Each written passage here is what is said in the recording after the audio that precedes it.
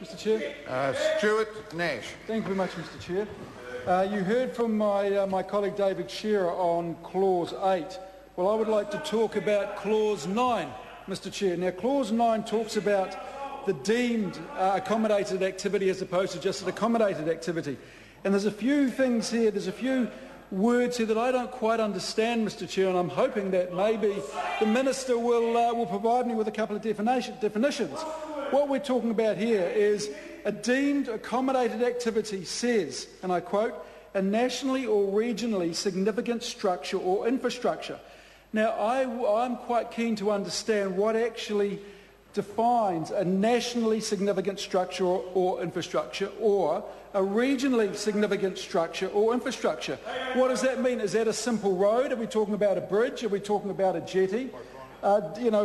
Significant is quite a wide term, Mr Chair, and as I think everyone is aware, what is significant to me isn't necessarily significant to that member, which isn't necessarily significant to that member over there. So what we've done here, Mr Chair, in Clause 9, Subclause 1, Part A, we've introduced a word which is so subjective, I would argue, Mr Chair, as to almost be meaningless. And I can see, Mr Chair, this being tied up in the courts for quite a long time, arguing that very point. What is significant? And in fact, Mr Chair, if you go to Schedule 1, Schedule 1 is the process by which certain new activities in customary marine title area becomes deemed accommodated activities. And it talks about the process under which this comes about. For example, prior to the application under Resource Management Act for any resource consent for a new nationally or regionally significant structure or infrastructure in a customary marine title area, the proposed structure or infrastructure may become a deemed accommodated matter in accordance with this part. And what it does in the Schedule 1, Mr Chair, is it lists the process under which something does become a deemed accommodated activity. But it is quite complicated. And Mr Chair, under Schedule 1, Clause 4, this is where I think the subline goes to ridiculous. It says, and I quote here, upon the application under Clause 3, etc., etc., the Minister must consider and decide to 1.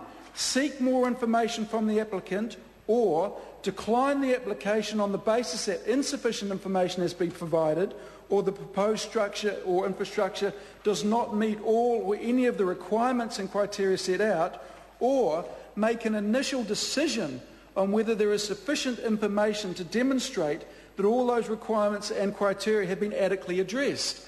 Mr Chair, what this bill does is it means that if you're applying for something to be a deemed accommodated activity, you've got to satisfy seven different tests, and only then the Minister may say, well, I need a little bit more information.